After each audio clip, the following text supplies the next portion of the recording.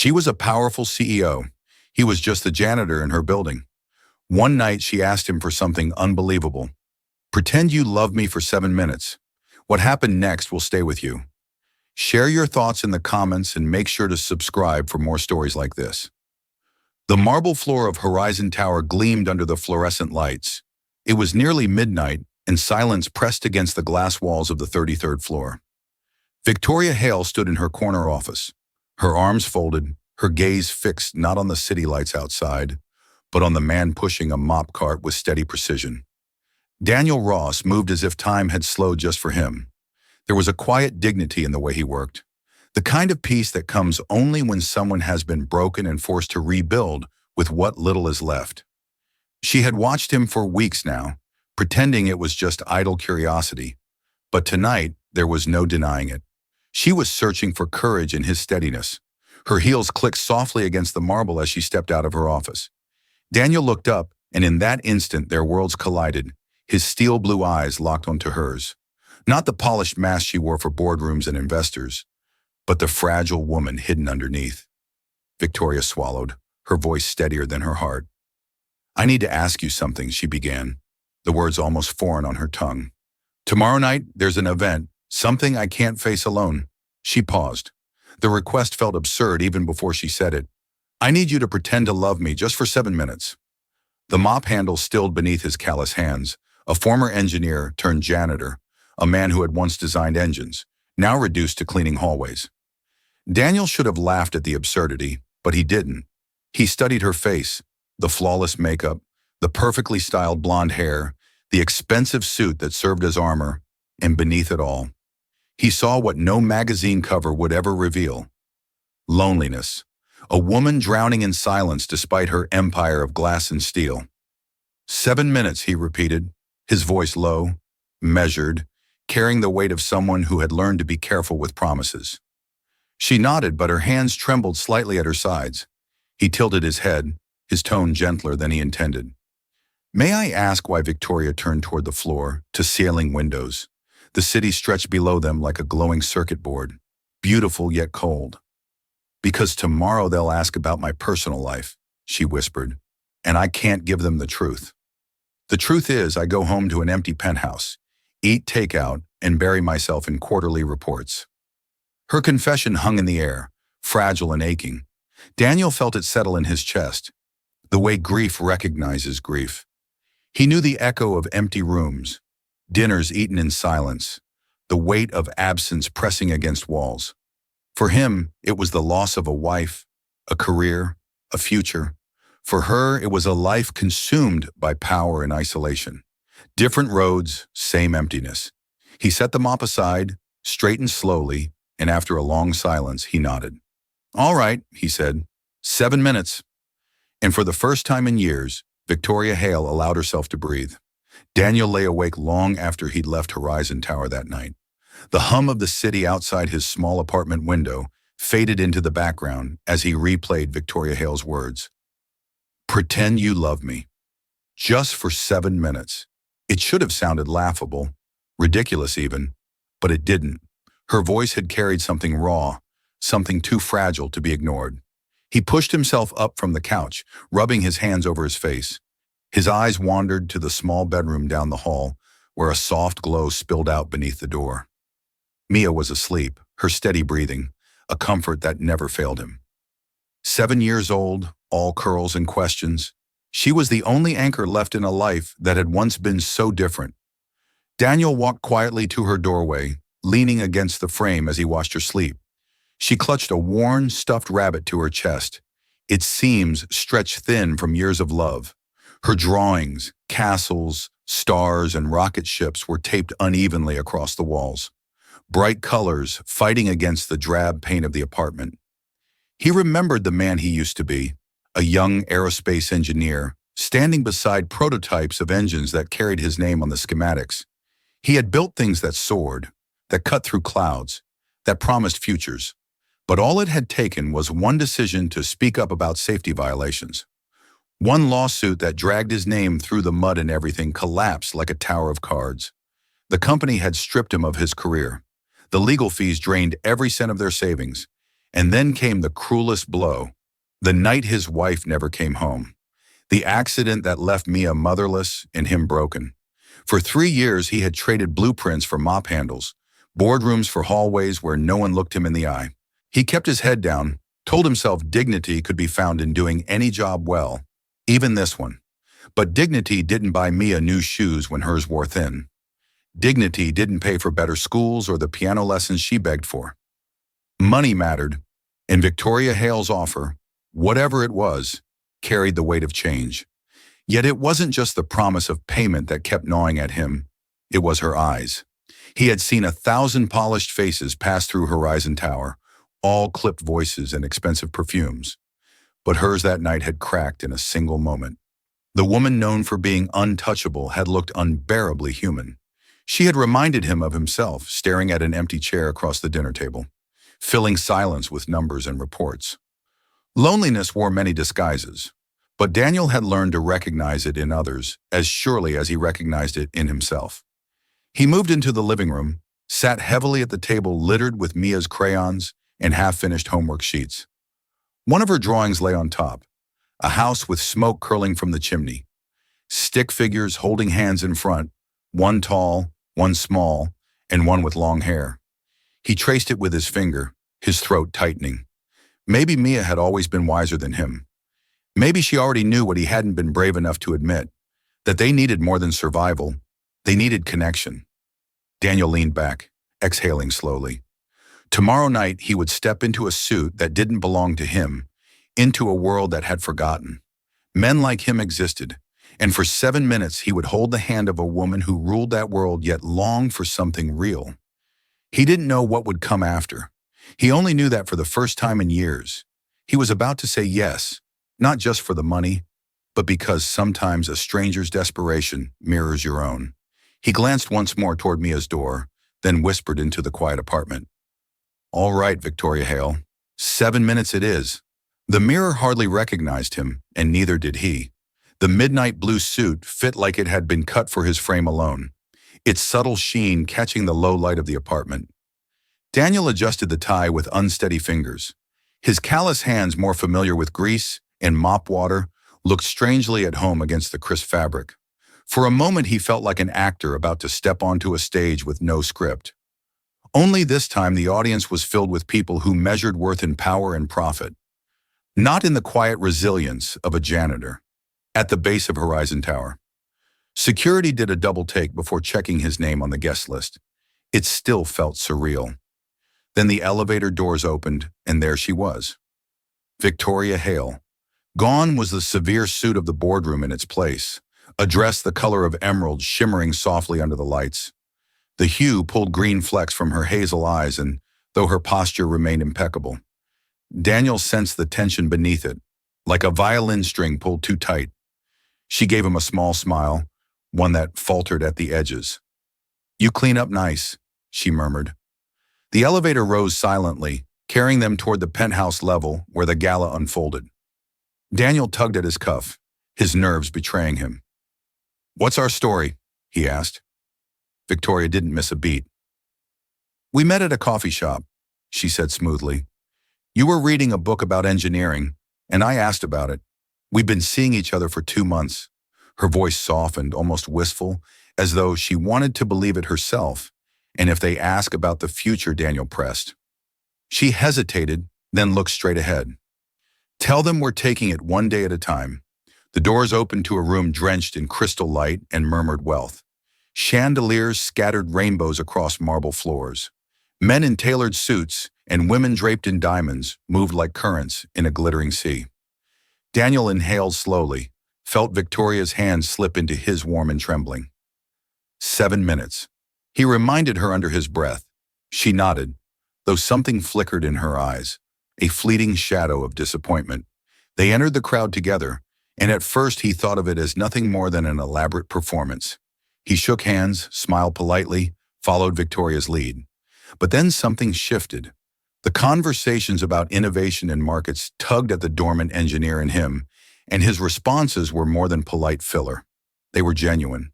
Victoria laughed at something he said, not the rehearsed laugh she wore for investors, but one that escaped from somewhere real. The sound startled them both. Time stretched. 7 minutes slipped into 15, then 30. Daniel found himself moving through the crowd as though he belonged, though deep down he knew he didn't. What unnerved him more was the way Victoria kept looking at him when she thought no one else noticed.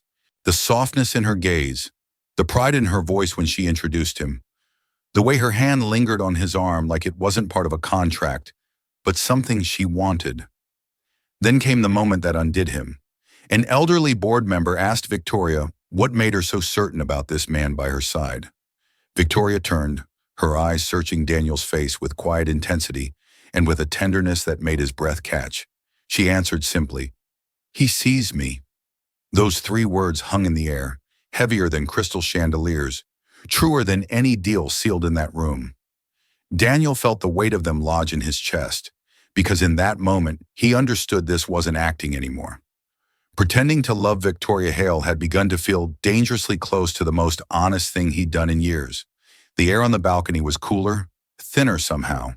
Carrying the scent of rain that hadn't yet fallen, Daniel stepped out first. Grateful for the quiet after the dizzying whirl of chandeliers and champagne glasses, he braced his hands on the stone railing, staring at the sweep of Chicago skyline glittering below. For a moment, it felt like standing between 2 worlds, the one that sparkled beneath him and the one he carried inside, lined with worn shoes by the door and bedtime stories whispered to a child who still believed in magic. The door clicked open behind him, and then she was there. Victoria Hale, emerald gown brushing against the tile, heels soft against the floor. She didn't carry herself like the CEO who commanded rooms with a glance.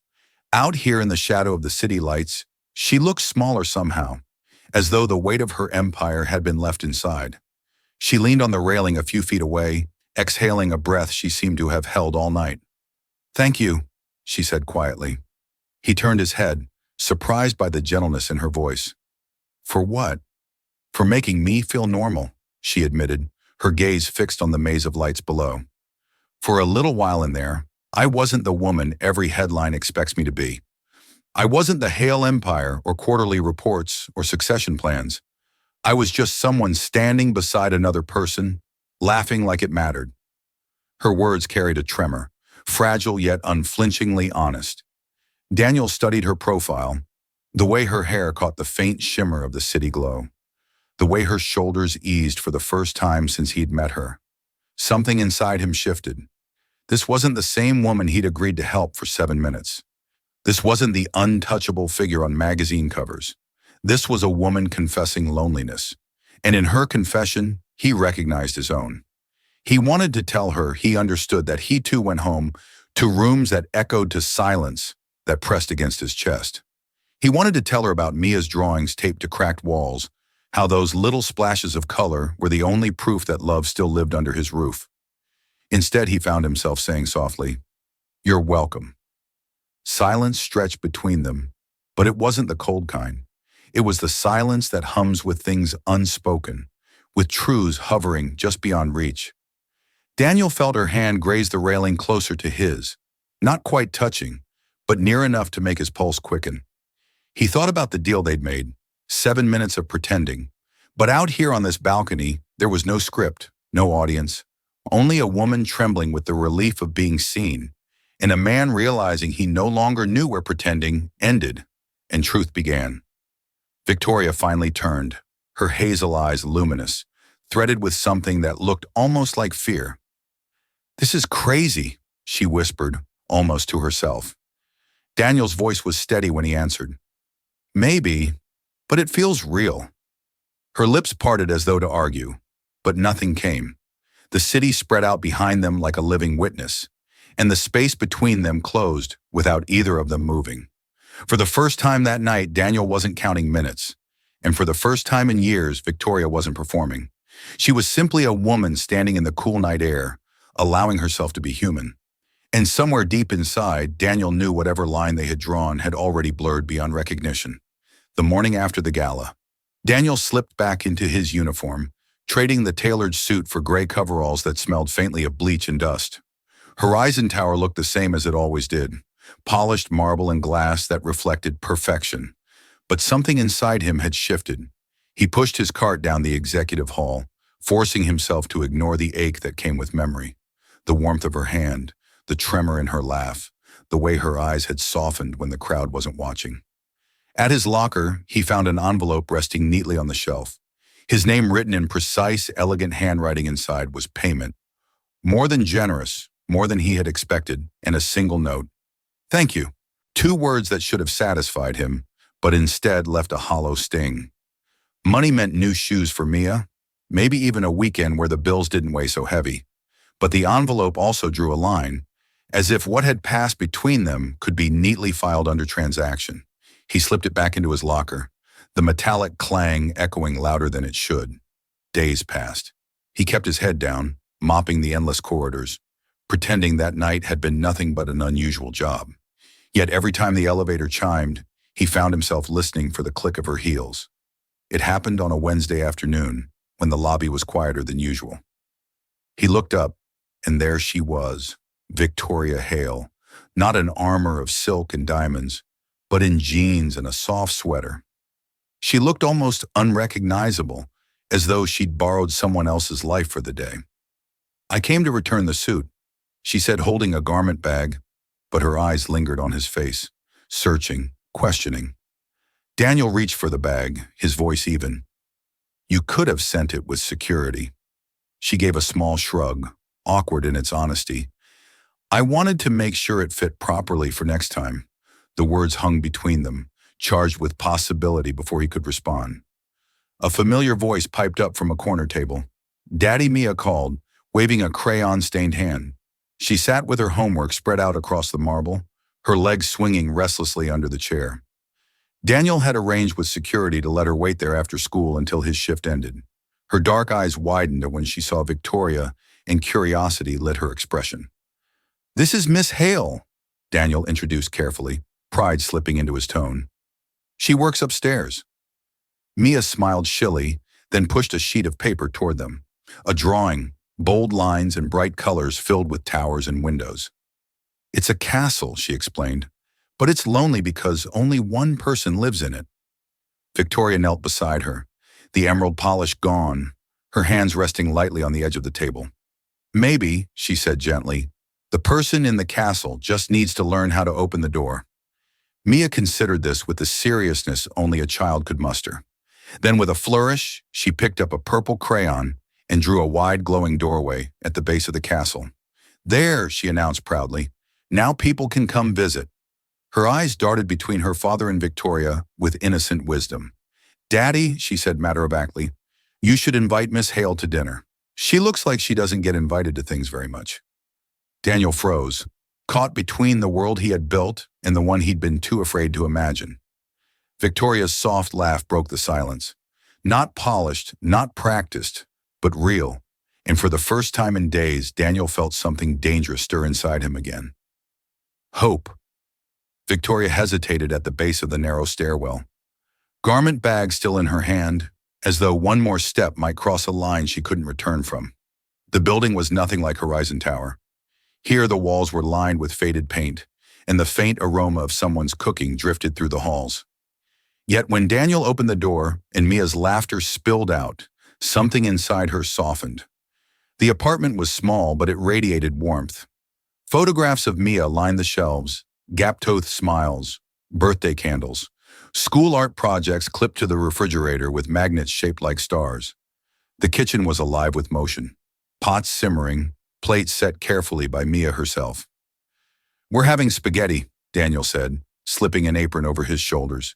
He looked both awkward and at ease, like a man stepping into a part of himself that had always been there. And fair warning, he added with a grin, Mia made dessert. She calls them surprise cookies. Dinner was chaotic in the most endearing way. Mia chattered about school, her hands painting pictures in the air, while Daniel shared dry little stories about odd things he found during late-night cleaning shifts. Victoria listened, laughed, even reached for seconds of spaghetti that tasted far better than she expected. The secret ingredient, Daniel admitted sheepishly, was cinnamon, against all logic. It worked. The cookies, an improbable mix of marshmallows, chocolate chips, and crumbled crackers, were messy but delightful. For the first time in years, Victoria felt herself relaxing without effort. No cameras, no shareholders, no need to perform, just a father, his daughter, and a table that felt fuller than her entire penthouse ever had. When Mia yawned over her glass of milk, Daniel ruffled her hair gently and sent her off to bed. "Brush your teeth," he called, his voice softened with affection. Soon the apartment grew quiet, save for the hum of the old refrigerator. Victoria helped gather plates, her manicured hands drying dishes older than she was. She looked around at the chipped mug Daniel refused to throw away. The grocery list scrolled in two different handwritings. The silly flour Mia had tucked into a jar on the counter. "Thank you," she murmured. Daniel glanced up. "For what?" "For letting me see this," she said, her voice low, almost reverent. "Your real life." She gestured toward the clutter, the warmth, the love stitched into every corner. "It's not much," he replied, a little embarrassed. But she shook her head, her eyes glinting with something unguarded. "It's everything." The words hung between them as they stepped into the hallway, the soft sound of Mia settling into sleep behind her door. The distance closed almost without thought. Daniel's hand lingered at her waist, hesitant yet certain, and before either of them could name the moment, their lips met. The kiss was unplanned, unpracticed, yet devastatingly real. When they finally pulled apart, breathless, Victoria pressed her forehead against his chest, trembling. "This changes everything," she whispered. Daniel held her close, his voice rough. "Does it have to?" She pulled back, eyes bright with unshed tears. "You don't understand my world," she said, shaking her head. "It doesn't work like this. I can't just date someone. Every move I make is judged, twisted, used against me." Her confession cut through the sweetness like a blade. Daniel wanted to argue, to tell her the world didn't matter here. Not in this little apartment where laughter and love were louder than power, but the truth pressed heavy against them both. They stood in the quiet, hearts racing, knowing that what had begun as a charade had crossed into something neither of them could undo, and the line between pretending and truth had disappeared altogether. The storm didn't break with thunder, but with the quiet click of polished shoes across Victoria's office floor. Marcus Voss, her CFO, leaned back in the chair opposite her desk as though it already belonged to him. He sat down a leather portfolio with deliberate calm, and when he opened it, the photograph spilled across the polished wood like evidence at a trial. "Telephoto lenses don't lie," he said smoothly. "The board has concerns." Victoria, a CEO meeting privately with a janitor, entering his apartment, kissing him in the hallway.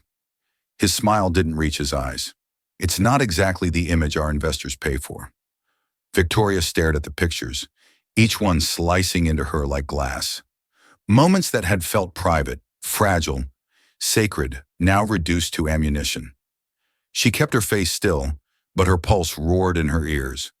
"And it gets worse," Marcus continued, savoring the words.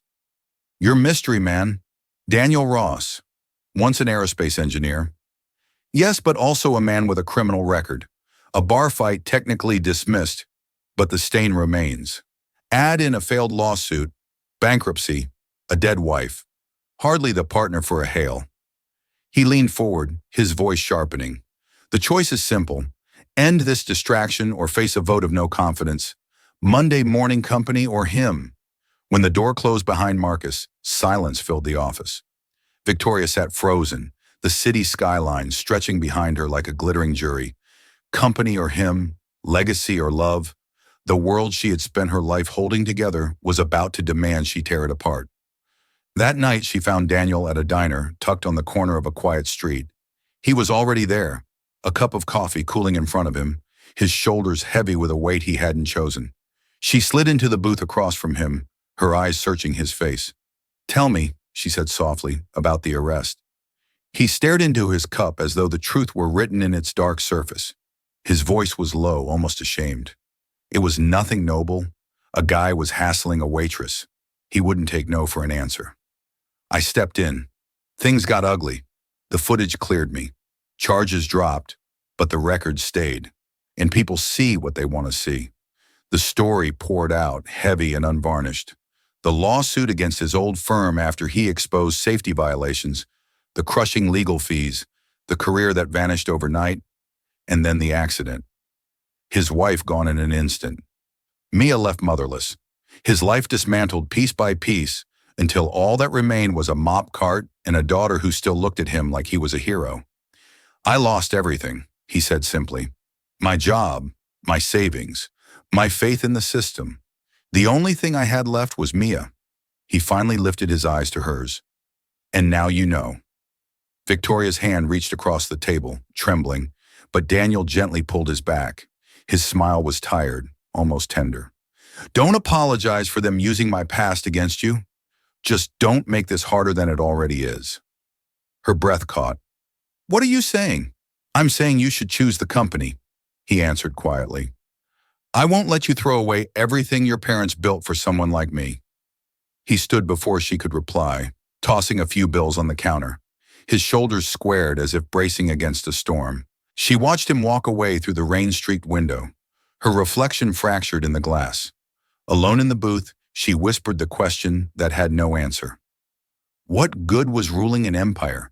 If it meant ruling it in silence, Monday dawned gray, the kind of Chicago rain that seeped into everything, even the corners of Horizon Tower that usually gleamed untouchable. Victoria stood before the mirror in her penthouse, the reflection staring back at her wrapped in immaculate armor, hair coiled perfectly, suit pressed into sharp lines, eyes cold enough to cut. But behind the mask she saw what no one else could, the hollow echo of an empty home and the shadow of a man who had already walked away. Her parents' portraits lined the study wall, steady reminders of what Hale leadership was meant to be. Not ruthless, not lonely. They had built their legacy together, hand in hand. Their partnership, the foundation of everything. She had spent years believing she had to carry it alone. But now, standing on the brink of a boardroom war, she realized the truth they had tried to teach her power without love was nothing more than a prison gilded in glass. By 9:00, the boardroom was filled. 12 faces ringed the table, expectant, curious, some already written with judgment at the far end. Marcus Voss sat with his usual smug calm, his documents arranged neatly before him. He looked like a man ready to claim her chair the moment she faltered. Good morning, Victoria said evenly as she entered. Leather portfolio tucked under her arm. She didn't sit right away. She let the silence stretch, commanding the room without raising her voice. You've asked for my decision. Company or a personal life you consider unbecoming of a CEO. A ripple of discomfort crossed the table, but Marcus only smiled, certain he had her cornered. She opened her portfolio before I answer. I think you should know how this information was gathered. Her fingers slid photographs across the table, the same ones Marcus had flaunted, now accompanied by security reports detailing unauthorized surveillance, falsified background checks, and a chain of emails that tied back to him. This was not due diligence. This was sabotage, illegal, deliberate, and orchestrated by the man sitting across from me. The board murmured sharply, faces hardening. Marcus stiffened, but she pressed forward, her voice steady as steel. You wanted me to choose, Marcus. So I have. I choose to expose you. I choose to protect the integrity of this company, the one my parents built, not on manipulation, but on trust. By noon, the vote was unanimous. Marcus was stripped of his position, his resignation demanded, his future dismantled in the same room where he had tried to dismantle hers. Security escorted him out, his portfolio left abandoned on the polished table. The directors turned to her with words of support, voices ringing with relief that Hale leadership remained intact. By morale, the storm had passed. On paper, she had won. Her empire was safe, her crown secured. Yet as Victoria sat alone in her office, the city sprawled beneath her like a circuit board of lights, the silence pressed heavier than ever. She thought of Daniel, his tired smile, his quiet strength, the way he had pulled his hand away in that diner, not because he didn't want her, but because he thought she deserved better. She thought of Mia's castle drawing with its wide-open door, and how easily children understood what adults spent lifetimes avoiding. The victory should have felt like triumph, but without him it tasted hollow, like ash on her tongue. She had held her throne, but lost the only thing that had ever made her feel human. The days that followed felt heavier than the years Daniel had already carried. He kept his head down, pushing the mop cart through the same polished corridors, pretending that nothing had changed. But at night, in the quiet of his apartment, he couldn't silence the echo of her absence. He told himself he'd done the right thing, sparing Victoria from having to choose, yet the hollow ache in his chest said otherwise. One evening, as he washed dishes while Mia scribbled at the kitchen table, her small voice broke the silence. "Daddy," she asked, her tone so direct it startled him. "Why did you tell Miss Hale she couldn't love us anymore?" The plate slipped slightly in his hands, water splashing over the counter. "What do you mean, sweetheart?" he asked carefully. "I heard you," she said simply. "That night at the diner, you told her she had to choose her job instead of us." "But Daddy, what if she didn't want to choose? What if she wanted to fight for us?" Her words landed heavier than any boardroom threat ever could. Out of the mouths of children comes the truth. Adults are too afraid to face. Daniel sank into the chair across from her, staring at the crayon-streaked paper she was working on. Another drawing this time, a house with windows glowing yellow. 3 stick figures standing together, hands linked at the bottom in shaky block letters. She had written, "This is what love looks like." The next morning, Daniel made a decision that terrified him more than losing everything ever had. He called in sick, dropped Mia off at school, and for the first time in years took the elevator to the 33rd floor, not to clean, but to find her. That afternoon, Victoria stood near the schoolyard gate, her sleek car out of place among the jumble of minivans and worn sedans. She spotted Mia first, backpack bouncing, braids flying, and then Daniel striding across the lot. Their eyes locked across the distance, an entire conversation passing in silence before Mia bridged the gap. She seized both their hands with the certainty only a child could have. "I told Daddy he was being silly," she announced proudly. "I told him you would fight for us if he gave you the chance." Daniel's chest tightened as he looked down at his daughter, then up at Victoria. Something inside him gave way. His voice was quiet, almost broken. "She's right. I was being selfish.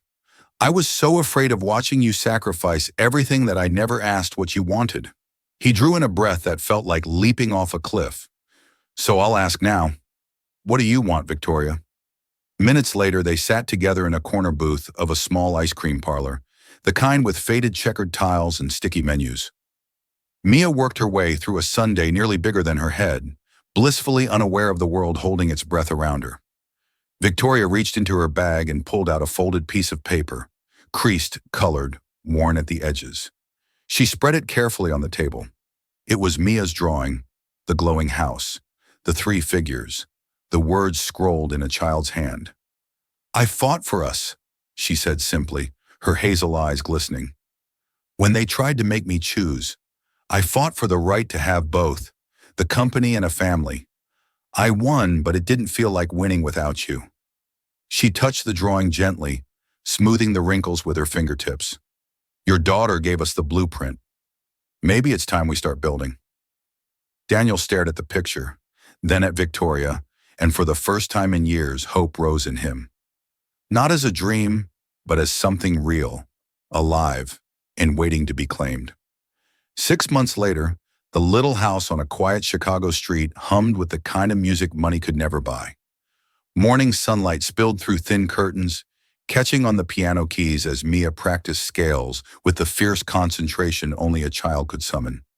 In the kitchen, the scent of pancakes rose warm and sweet, and Victoria stood at the stove with her hair tied loosely back, a wooden spoon tapping against the bowl, in rhythm with the notes drifting down the hall. From the living room came the steady sound of tools against wood. Daniel knelt over a chair with a wobbly leg, humming under his breath as he worked, every so often. Mia's laughter rang out when she hit the wrong key, and Victoria called back with gentle encouragement. It was a chorus of ordinary life, stitched together by the simplest of sounds. Music, tools, and the clatter of plates being set for breakfast on the refrigerator. Among Mia's newest drawings hung a framed document, the adoption finalized. The ink on the paper was dry, but for Mia it had always been official. She had slipped once, calling Victoria Mom, and the name stuck like it had always belonged. Now it was part of their daily rhythm, as natural as asking for syrup or racing to the door when the mail arrived. Victoria still carried the weight of Hale leadership, her days filled with decisions that shaped thousands of lives. Yet for the first time, she measured her success differently. Not by quarterly margins or glowing headlines, but by Saturday mornings like this, where the empire waited and the world slowed down enough for pancakes and piano lessons. She had learned that power could build towers, but love built homes that could weather any storm. Daniel glanced up from his repair, wiping his hands on a cloth, and caught Victoria watching him from the kitchen doorway. There was flour on her sweater, sunlight in her hair, and a softness in her smile that still startled him. She crossed the room, setting a plate of golden pancakes on the table, and for a moment they simply stood there, taking each other in as if remembering all the nights when this had seemed impossible. Mia bounded over, tugging their hands until they sat down beside her. "We're a real family now," she declared proudly, sliding her latest drawing across the table. A house glowing with yellow windows, 3 figures holding hands in front. Daniel chuckled, recognizing the echo of the first picture she had shown them months ago. "That's right, kiddo," he said, his voice thick with gratitude. "This is what love looks like." As breakfast filled the table with warmth, Victoria thought back to the night she had stood in her office. Desperate enough to ask a stranger to pretend for 7 minutes, she smiled at the memory, shaking her head at how foolish it might have seemed, because what had begun as 7 borrowed minutes had become something infinite, a love not bound by performance, but by choice. And as laughter filled the little house, blending with the smell of syrup and the bright notes of a piano still learning its way, Victoria knew she had finally discovered the only definition of success that mattered. Not empires, not headlines, but family. A family forged from grief and rebuilt with grace. A family strong enough to stand against any storm. A family born out of 7 minutes of pretending, transformed into a lifetime of choosing each other again and again. And that's the heart of this story, how 7 minutes of pretending turned into a lifetime of love. If this journey touched you, I'd love to hear your thoughts. Have you ever witnessed a moment where kindness or connection changed everything? Share it in the comments. I truly enjoy reading your stories. And if you'd like more heartwarming tales like this one, don't forget to subscribe and join our community. Your support helps keep these stories alive.